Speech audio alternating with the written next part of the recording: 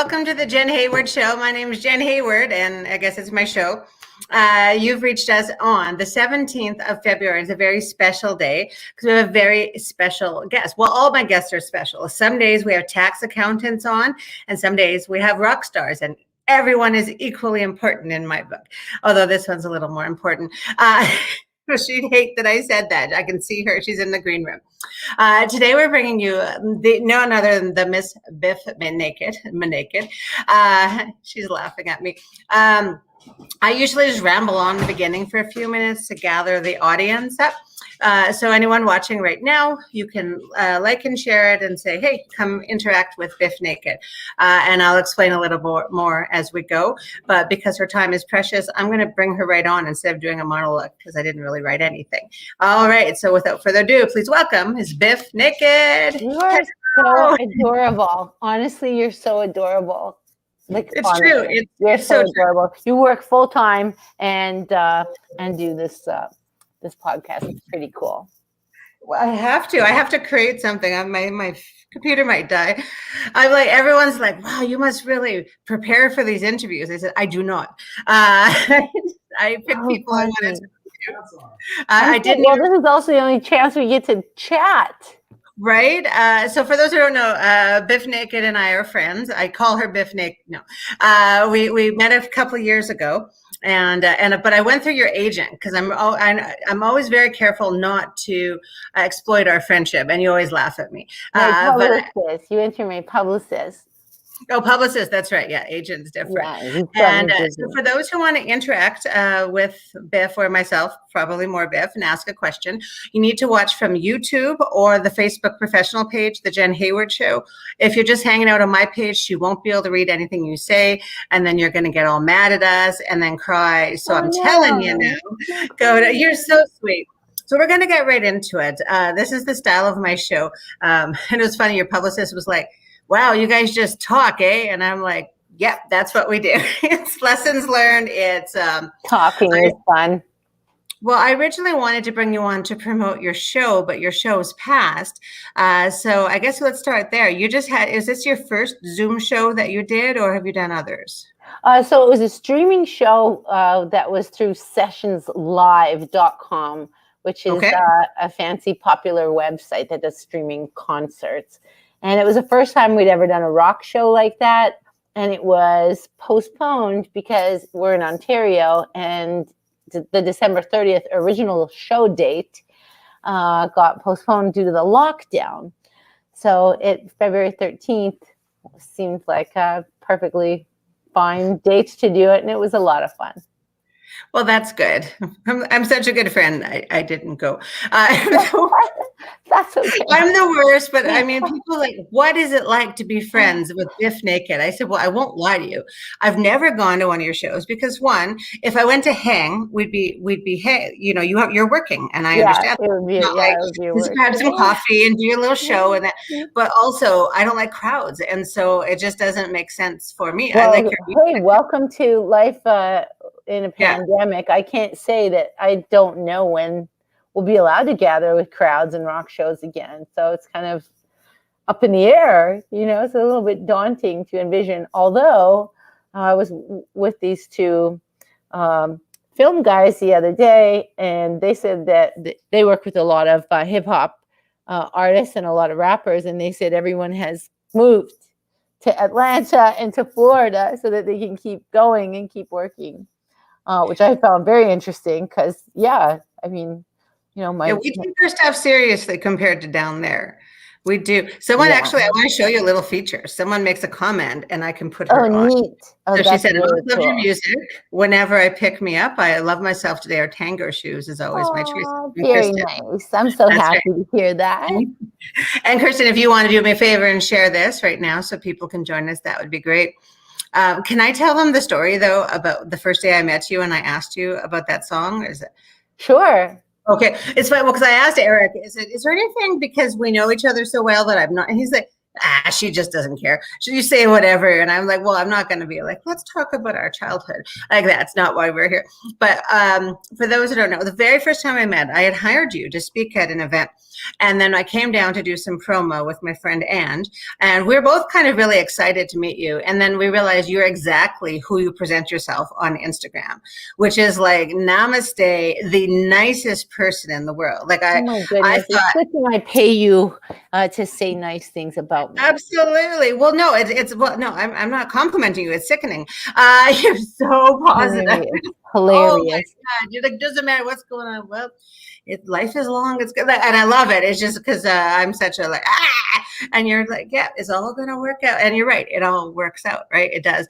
But anyway, so when I was being, so a lifelong debate my husband and I had for a few years, and a friend of mine was on the song I Love Myself Today, which was like a feminist anthem for the 90s in Canada. And I said, well, that's what it is. It's about a woman who says, I don't need men anymore. I loved you, but I'm over it. Right. And then my husband and my friend thought it was about masturbation. I love myself today, but now, and so I asked you, and do you remember what you told me? No, I probably just answered you honestly. I don't know. I didn't write that shit is what you said. I said, what? You said, I didn't write that shit. You said, I love myself today. So I wrote it with Desmond Child and Eric Bazillion. Yeah, exactly.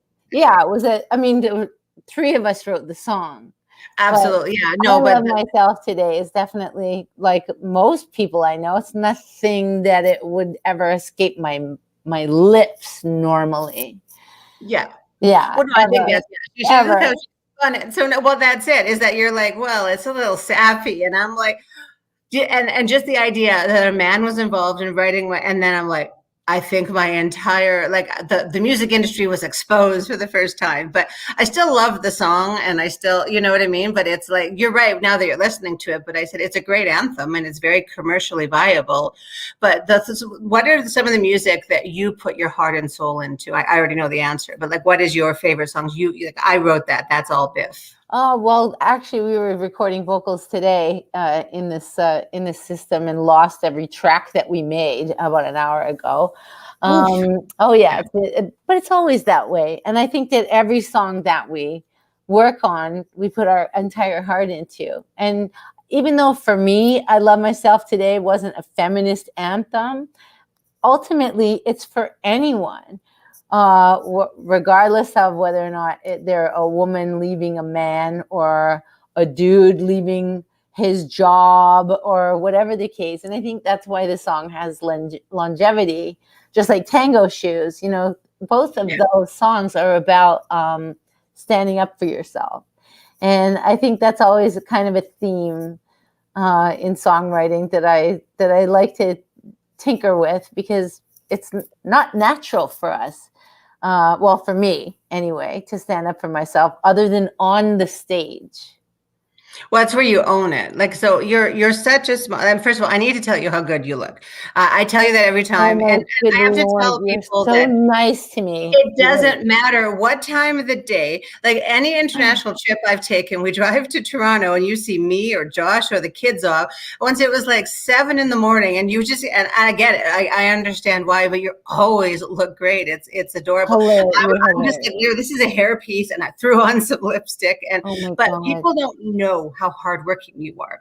I think that's the thing, is that people are like, oh yeah, no, she did some songs and that's great, and she's an artist, but you are in meetings like every single hour of every day. Like you're hustling out there because you're a Canadian artist and you have to work, right? Like, it's not like you wrote some songs and you're rich forever. I mean, we'd have a different friendship if I was like, you and I would be south of France every year if you were just rolling. It'd be very nice. And I think everybody would love that lottery ticket life for sure. Yeah. But, just like a lot of artists, I have other companies on the side hustle. So we have a CBD company called Mona Lisa Healing. And, I'm not going to get into the irritations that I find with Canadian laws, but it is a hustle for sure. And yeah, we're always busy. There's always something on the go, and not all of it pays. Well, I think that's what people, and I think there's times where I talked to, I don't know if you know Abby Hagyard, but from You Can't Do That on Television, I interviewed her on Monday. Oh, Uh, cool. yeah, in the 80s, great lady. And we were talking about fame. And I mean, I know from you and things, and there's different levels of fame too. Like there's some Mm. people, when people are looking up to you, that's a level of fame, if that makes sense, right? So it's like people are expecting something. And like I have Mm. a mini school, like I have two fans, right? And they're like, love me. And they're just like, and then I'm like, and I've had people like, and you're so nice, you would do it. But I've had someone said, could you, they saw my comedy and read my book and said, could you, my daughter's suicidal, would you mind? And I was like, nah, like I didn't know what to say. I was like, I don't want to do that because I don't want to get triggered, right? I know you'd be like, I guess this is what I'm doing today, right? Because I think COVID has probably slowed that down for your safety. But anyway, you're legitimately the nicest person. I just remember there's oh my God, someone remember, thanks Sean for calling her old. He goes, I remember listening to your music on my Discman while doing my homework. Very nice. Thank you. And but John, this is an actual John's. He's from up north. The kill switch on the riff. This is all music talk at the end of the bridge. It's a lot of music talk. I'm a comedian, so that's a really neat. So you are beloved. Like when people are like, oh my God, that's her. But when you and I talk, we talk about three things. One, ourselves and feminism, how we fit in the world. That's our deep talk. We talk about our husbands because. No, not yeah. We have lovely, amazing, supportive husbands who love Star Wars. Itself. No, I'm kidding. The Star Wars thing, like when I heard 5:30, 4:30 in the morning, you're in line at the Lego store for the Millennial Falcon. I'm like, that is love. Like that is something I would have done for. What did I say? What did you just say? The Millennial Falcon. Oh my God. I know what you're talking about. The Millennial Falcon. I know. Falcon, yeah, exactly. And every year. Josh says howdy, by the way. He's over there. Oh, hello. Yeah, it's a 7,000 piece Lego ship, a replica of the Millennium Falcon. And so here we are, these entrepreneur women, and you're a rock star. I'm a comedian, and I'm like, we're talking Star Wars. Yeah, it's definitely not anything that I would ever have the patience to put together and take apart and put together every year like Snake does. But that's how his brain works, and my brain doesn't. It's like math. It's like math metal, Well, you're more extroverted, I think. Like, we're people, and we're not necessarily married to people. If that makes sense. Yes, definitely introverts. But I think the true test of a good man is how they treat animals. That's what I've always said. So I know. Interesting. I think that is actually probably pretty accurate for anybody. How they treat animals and how they treat senior citizens. Yeah. Oh, well, unless it's my mom, that's different. I love her, whatever. But okay, again, for people who are on my personal Facebook, that's great.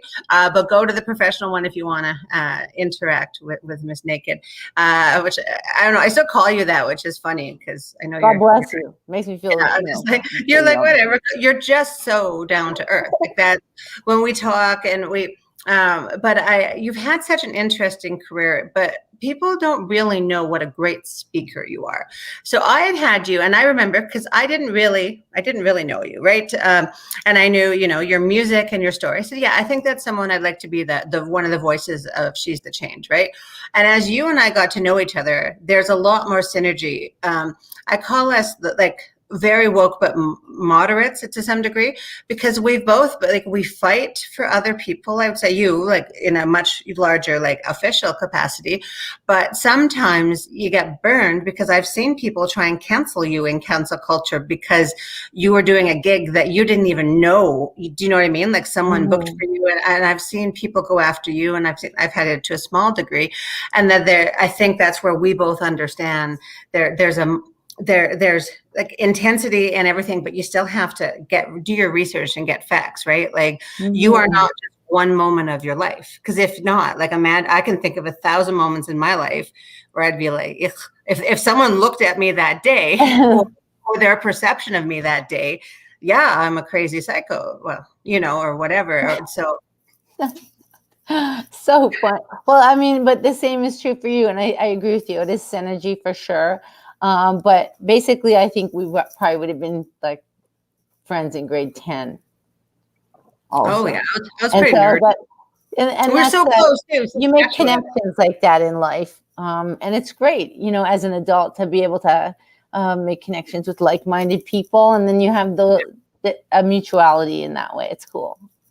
I think it is. Well, and I think, it's funny that we're having our friend talk on public, but I like the whole lessons learned element of what we've been doing with this show. So like I Mm-hmm. said, one day it's like, here's your tax lessons and but I mean, that fame. So I know there's times where when your face is on something because you're a celebrity, it could actually work not in favor because all eyes are on something. So like you say, without going into all the details, when, someone's going, there's 8 people doing the same thing.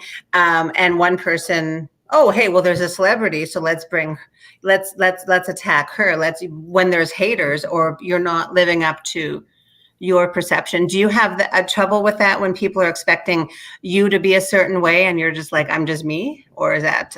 Oh, sure. I mean, I think it happens for everybody. You know what I mean? Like, Absolutely.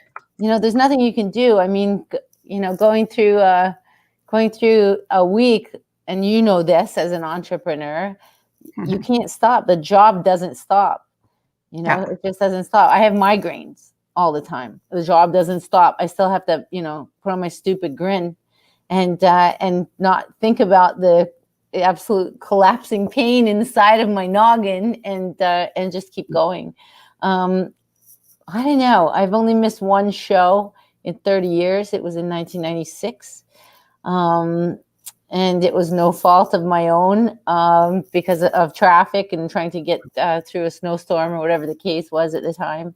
But yeah, the show goes on. I think that being a show pony is what we joke about, but being a performer lent itself to me to be able to suck it up during cancer treatment. I never felt like I had any privacy. And there wasn't even Instagram back then. There was no, there weren't a lot of blogs for and from survivors at that time. It was over a decade ago, knock on wood. But I felt really under the microscope. And so I did feel a subconscious, overwhelming pressure to be like funny or to be positive or whatever the case. And sometimes it really was acting on my part because I didn't feel good. Well, of course, you're going through cancer treatment, and then you're, like that's the kind of thing they'll get a celebrity to come and cheer other people up, and then you're going with it. But I imagine, and we'll get to a couple of questions in a moment, but I imagine that you formed some really interesting bonds during that time with people going through the same kind of challenges at the same time. And I've heard that can be good. And also, unfortunately, because not everyone makes it, it can be very hard. And so the fact your outlook on life, is I think you're the one who introduced. I've always been well, life is short, let's do it. And then you changed my mind on that, and you said life is long. It is long. And yeah, and really did when I started segmenting my own life, and I was like, you know what? She's right. Life is long. I go through periods of this and that. And I said, but they always pass, the lows. Mm-hmm. And now I know that. And that's what gets me through. I'm like, well, this crap, I almost went bankrupt. Well, that would have sucked. Right. And I'm like, oh, okay, well, I didn't. Well, that's good. And even if I did, we'd get through it.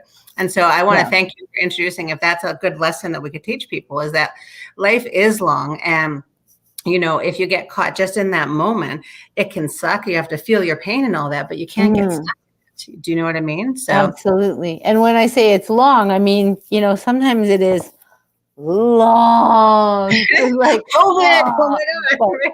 But at the same time, it is long in many ways. It's fleeting, long too. Fleeting, but it's long. It is. Well, I think back, because I've been one area, I've made a lot of mistakes in my life, but one area that I made a good choice was in marrying Josh. I think you love it. Everyone's teddy bear, right? You're so sweet and cute. You guys are like my touchstone, for what things should look like and what they could look like for family, for chosen family, and for just the commitment that you guys have to each other and to your kids. Oh, thank you. And don't get me going. Yeah, Josh is like, in the background. Me too. I just admire Well, you that's guys so much. I'm going to get to someone's question right away. Someone's like hurting home may have seen Justin Alexander. He was really excited to speak with you. And Laura Miggins has a question. Do you ever use your fame as a shield so you do not have to portray what was really going on inside? I think that's kind of what you're just talking about. Oh, I don't know. I don't know. Yeah. I used to say that my job was being Little Miss Awesome all the time. Everything's awesome, awesome, awesome. And maybe that's what you mean, but yeah, for sure. Like again, if it's a show day and I have a migraine, too bad for me. Got to And do it. I would never mention it. You know what I mean? I would just never say anything. Oh, except I could whine here with Jenn because you're my friend. Well, yeah, But you don't I show up would never like, say hello, anything. oh my God, I got a headache, but here's some music for you. Right? Yeah, I mean it's challenging. And when I first started touring again after going through cancer treatments, man, it sucked. It sucked so bad. I kept choking every time I sang. It's a long medical story that has to do with the vascular system in my neck and my under my chin. But I choked. Like I was choking every show, and I'd turn purple. And if I jumped, during certain songs towards the end of the set, honestly, I thought I was gonna pass out every show. It was like I was so compromised vascularly. It's a weird way. And then I wound up having heart surgery, and then that was the whole thing. But yeah, it was like it sucked. It sucked for a long time, and the show had to go on. But it was interesting. It was really interesting. I like the show must go on theory. It's when way back in the day when I was definitely suffering from mental health, the elders would just say, I don't care. You get up, you shower, and you show up.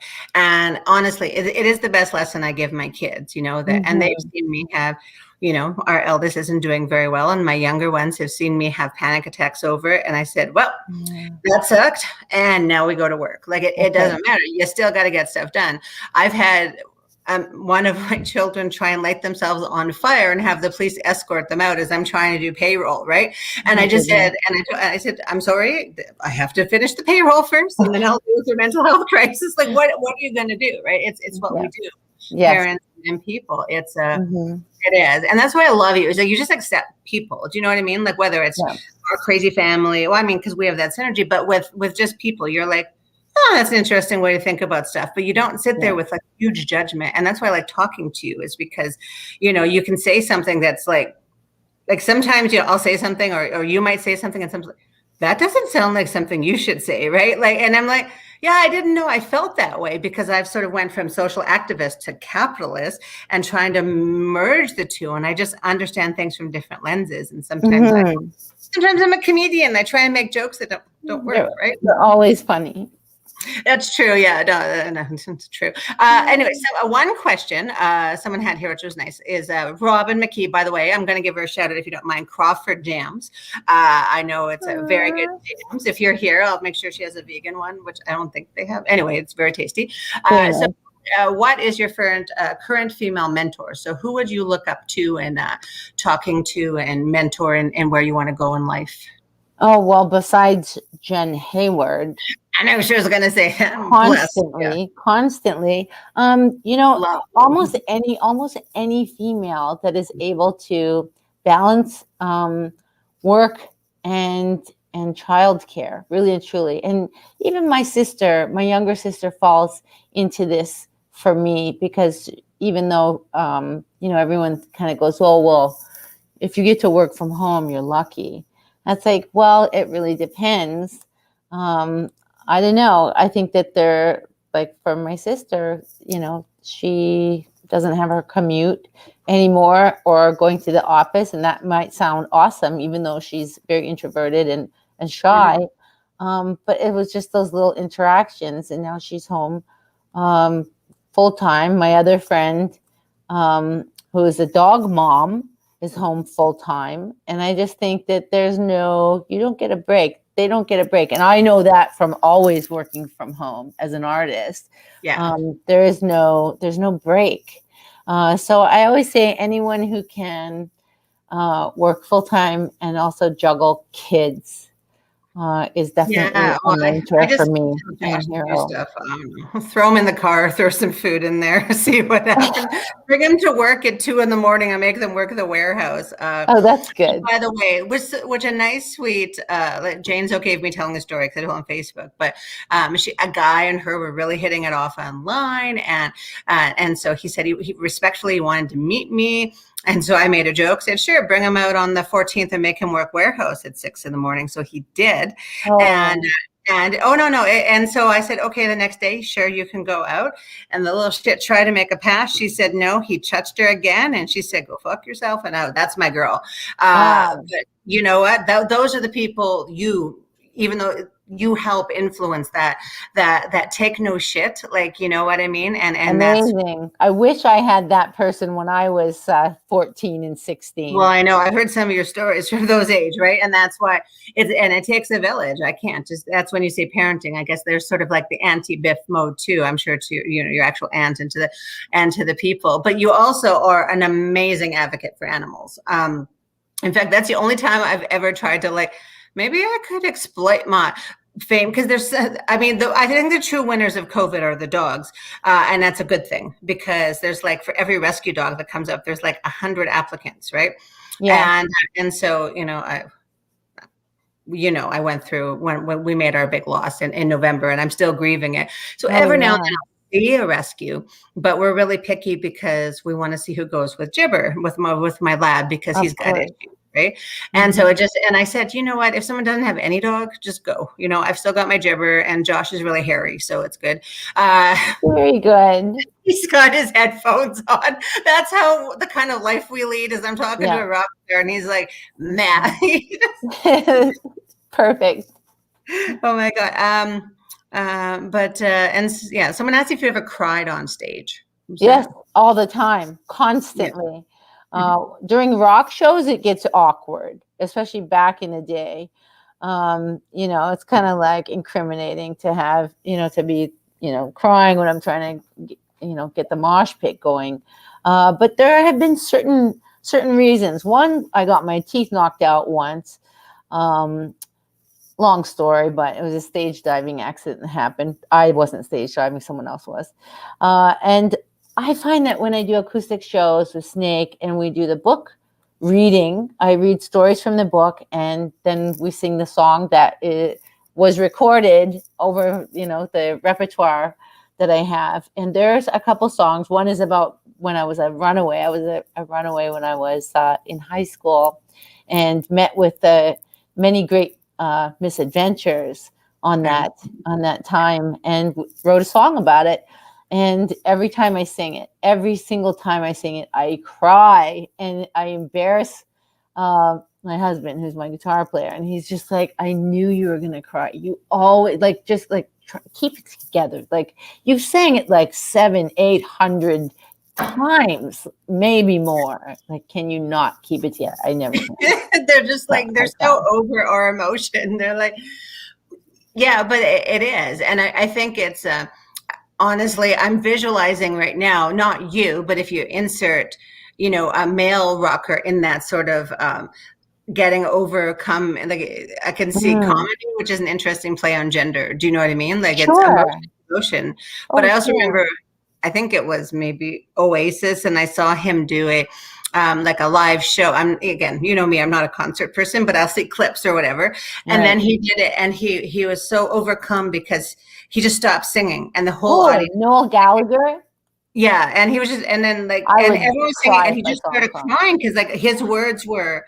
And I think that's an interesting thing when the art that you're producing, it doesn't just live, like, it actually evokes emotion from other people. So we made jokes about I love myself today, but for some people, like, that's an anthem to get them out of bed in the morning. Amazing. Fuck You Too is the best breakup song like ever. Hilarious. You know what I mean? Like I love that song. And I love just playing it with my daughter. Like even when she was 13, I'm like, yeah, let's sing this song. Right? I was Oh, amazing. yeah, punk daughter. And so you have a little one again. I wasn't sure you were ever going to have another little one, and then all of a sudden one popped up. Hey, Well, I wasn't planning to. I lost my 17-year-old dog in, I guess it would have been like 2013 or 2014.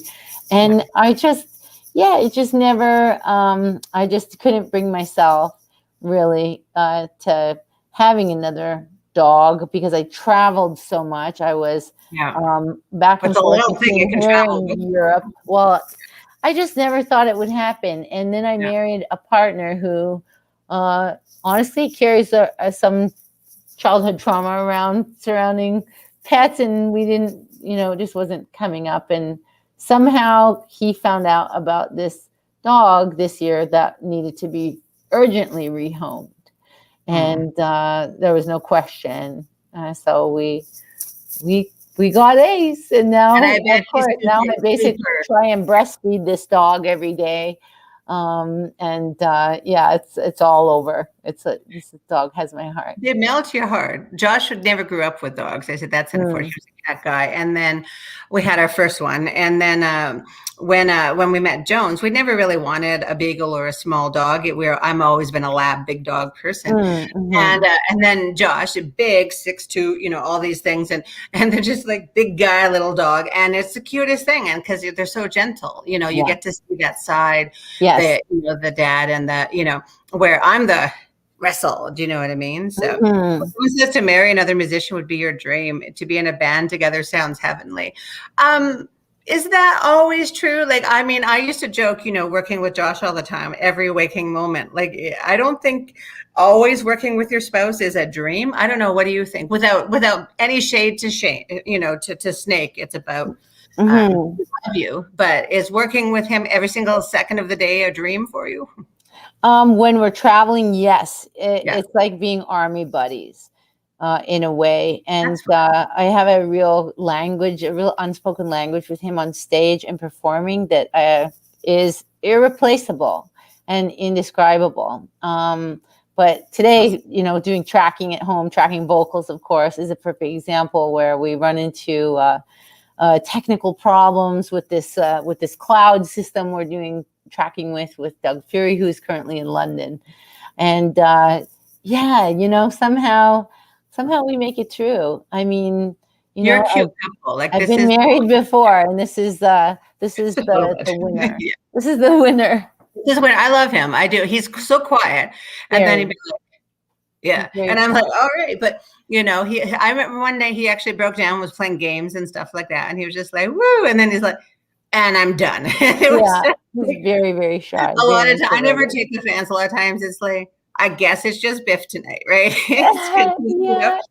I understand. Well, you need girlfriends too. Like it's that balance, and it's if we lived in the same city, Lord bless us. But it's literally we see each other in. I'm going out of town. Do you want to grab a? Yeah, it's been insane, but I really value you. One thing I told you how bad a singer I was, and you're like, I can't be that bad. Well, a few weeks ago, well, you know how I love to like annoy, but also entertain my family and drink. And so too much, but my son was having one of his days, my little son, Julian, my love. And so I thought it would be fun to sing Accentuate the Positive to him. With my booty shorts and with my husband's oversized t-shirt. And I was making a joke, because I watched it, because he took a tape of it. And I watched it. I said, hey, I'm pretty cute. And he goes, that's what you got out of it? So do you mind if I share with you? Because I said, I watched it and I was like, I have no humility. So I'm going to try. I have to share the screen. Okay. Look at me being all technical. Very cool. Yeah, there. And then I'll go in here. So you can see the screen. I can see you and I on the screen. Okay. Do you see a picture now? No. Okay. Let me see if I actually did share it. Oh no, I didn't do it. That's why. You see, technical genius. Let's try it again. How does that work?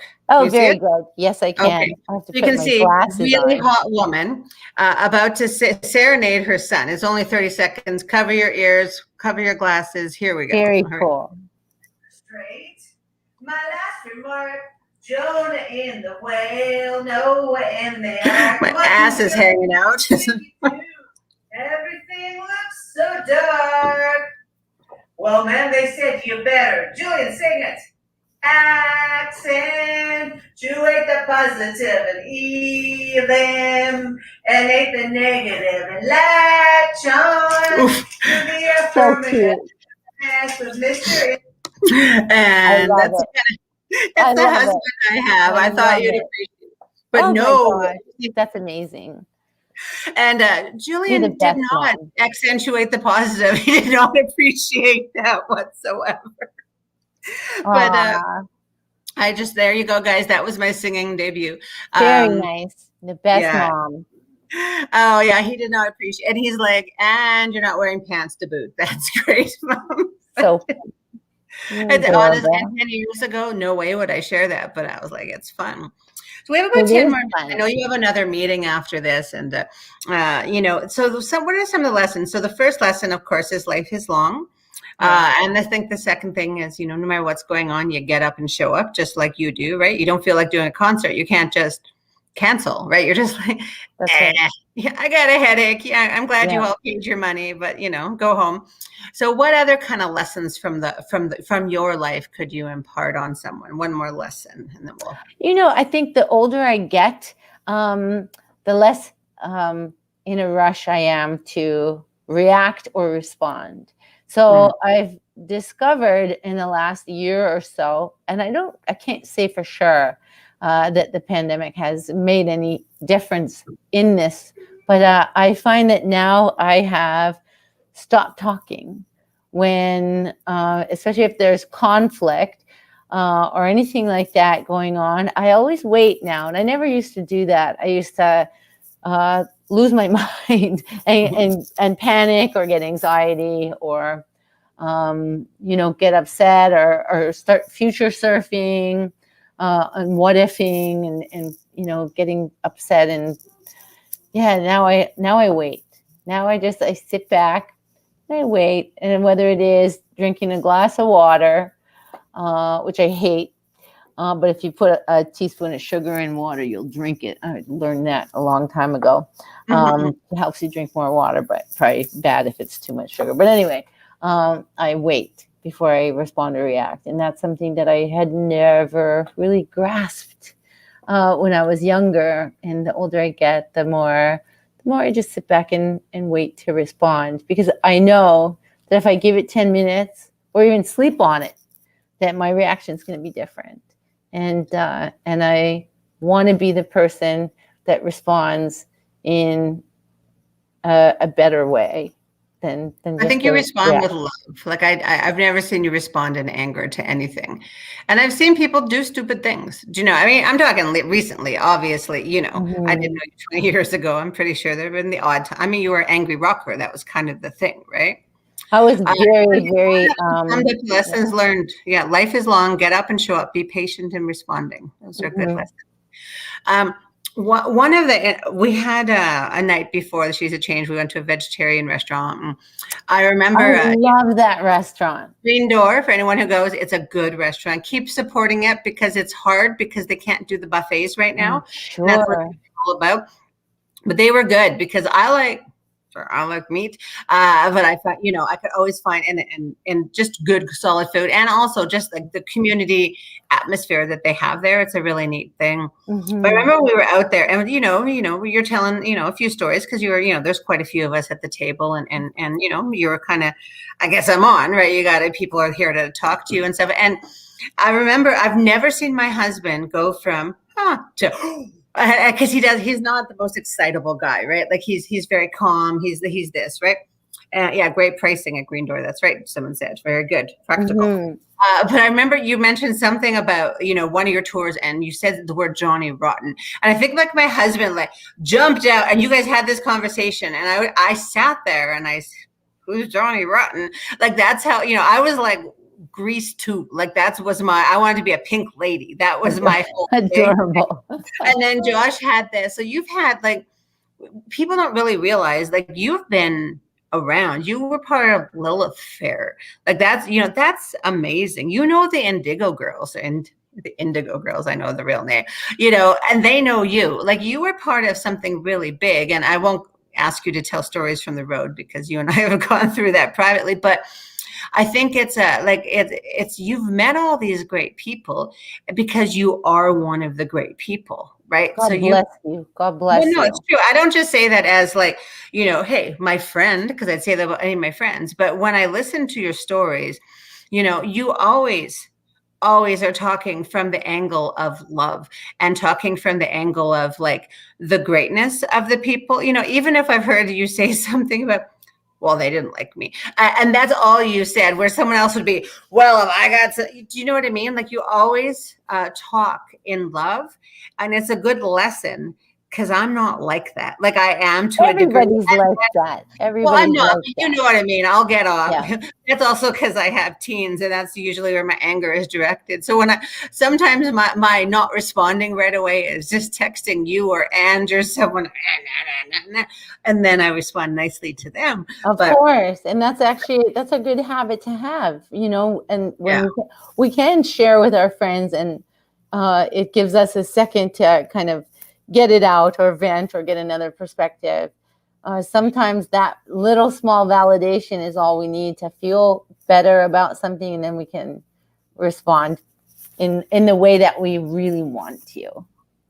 Well, I think that's it. And I think, like, when I think about like lessons learned from my life or your life, I can't believe you read my book, by the way. It was not very good. But editor, and just some stories about my life, right? And I mean, I don't even recognize myself now when I've evolved, so that's where the whole life is long. But I think one of the big lessons is I didn't grow up with girlfriends, right? Like, I had a girlfriend, but like, it was an actual girlfriend, we lived together in Saskatchewan. We're roommates with a 1-bedroom apartment, that kind of thing. But I never had that, and I always felt weird around girls. It's part of like feeling inferior, low self-esteem, all that kind of stuff. But when you find those people, people ebb and flow out of your life that you have, I didn't expect it to be you, right? Like, I was like, well, you're a celebrity that I'm hiring, I'm treating you with respect and that sort of thing. And then it's just a jiving, right? And so I think for everyone is to find those people. Like, you don't even have to look for them because they end up coming to you. Yes. But recognizing the kinship. Because I've gone the opposite way, where I thought people were that kin, and they weren't. And in fact, they were toxic. And so it's finding that, recognizing, because I don't need to talk to you every day. Do you know what I mean? But when we do, it's meaningful. It's there. I have friends, Shirley, Angela, other people like that, Sarah. I just don't. And so now I think that's one of my lessons is blessed to the men, but it's finding those women who lift you up and who inspire you, even if you don't need to be like that regular all the time together, right? It's finding those women that make you a better person. And you're definitely that person for not just me, but other people who know you, but your public persona as well, because it's authentic, is doing that. Like, I watch your posts sometimes, and I mean, I kind of make fun of them sometimes, because sometimes they're really sappy. They're so sappy. My manager unfollowed me. It's okay. And that's actually okay, because it's something for me. It's like, Twitter was that way in the beginning for me. When I first got on Twitter, it was 2009. I still had chemo brain and chemo fog, and the only way I could survive, honestly, was yoga. Honestly, I just threw myself into my yoga practice because I was really fucked up, and I would tweet my yoga stuff. You can look back, and I laugh now because I go, oh my God, like, it was corny. Like, I was corny, actually. I would go, breathe in, breathe out. That would be the tweet. The next tweet would be like, try and tap your fingertips to your heart, or whatever I say, because really they were notes to myself. And I think that I use Instagram the way Tumblr is supposed to be used, but, I never really used that. So I don't know what think Tumblr is. So I think I started Instagram wrong. I see people post on Instagram and they have like hashtag Friday. Like that's all the words they have. Meanwhile, I've written 3 paragraphs every photo, people and stop people and are like, read I don't them. actually read your stuff. I just like, and that's funny too. But I know there's people who do, because they respond, and then they're, so as much as we make fun, your authentic self is bringing people. So there's that fame part, but on the personal side, as someone who knows you, you're the real deal. And so, I'm waiting. I know you're working on different kind of books. I'm just waiting for the tell-all. I'm waiting for the 10 years. I want a chapter, the Jenn Hayward years, but that, we'll be old and drinking. But you know what I mean? Like, I think there was lots of stories that did not make it into my memoir, of course. Oh, yes. Well, obviously, it's that makes sense. I think, on that note, because like I said, I want to give you time. You like literally, people don't know how I started with this, but I think one of the lessons you need to understand about Bif Naked, or any woman entrepreneur and musician is entrepreneur, as well as your other ventures, is the hustle and work it involves. It's media. It's all the extra things. It's not just you made an album and here you go, or you wrote a book and here you go. And it's all that's unpaid, and people don't really get that. By the way, I hope no one promised you money. And I think that's important for people to know, is that like, support your Canadian artists, like the ones that you do. So if Bif puts another book out, buy it. If there's something like that. And I think that's an important lesson, because you'll never say that, but I will, is that I know how much the industry takes out of these people, and as the face and stuff like that. And so when you have an opportunity to support, whether it's the artist down the street or whether it's a rock star, understand that they are people who are putting their blood, sweat, and tears, and whose COVID has made, you can't go and do what you do. No. You can't just go out and do this. And even when you tried with you had to move the thing. And so artists are hurting all over. So it's, make sure you support your, if there's a Zoom show, she's doing something, support it. And so follow her on Instagram if you want, all the inspiration that no one can handle. You're adorable. I know. And then also, and that way, when she's announcing her stuff, Facebook, you're okay on, but really it's Insta's your thing, because Insta's 100% you. Do you know what I mean? Like, it's not just, here's my event, here's my thing. It's, you're really sharing of yourself. It is authentic. And so you are the epitome of lessons learned. And I think that's why we like each other, is we definitely didn't choose that, well, we're just going to have a perfect life and that's the end of that, right? We definitely stumbled and learned from it. So thank you, everyone, for joining us. Definitely subscribe. On Friday here, we're having a completely different guest. We're having my husband, Josh. And we're actually going to a bed and breakfast tomorrow, but we're coming up on Friday to on the show to give marriage advice and lessons learned, and to where people can ask us questions, and we're both going to write the answer down and see if we match. Hilarious. And then next week, I believe we have Erica Eiffel from Not in This Color, and Jesse Reynolds. So, Bif, I'm so glad you took the time out. Like I said, I never wanted to exploit our friendship, but I saw it. You know what? She's got nothing to do. Anytime. Yeah. Oh, I will. I'm going to put your name on any dog application. Also, I'm going to name them Bif Naked and not name them that, because that would be weird. I don't want to be like, name one of my dogs and one of my friends' name and then say bad girl. And then it's just weird. Anyway, much love to you. Thank you, everyone, for coming out. Have a great meeting. You and I will touch base this weekend. To everyone else, have a go-for-rific day. All right, I'm going to end the broadcast and I'll say bye to you. So bye, everyone who's not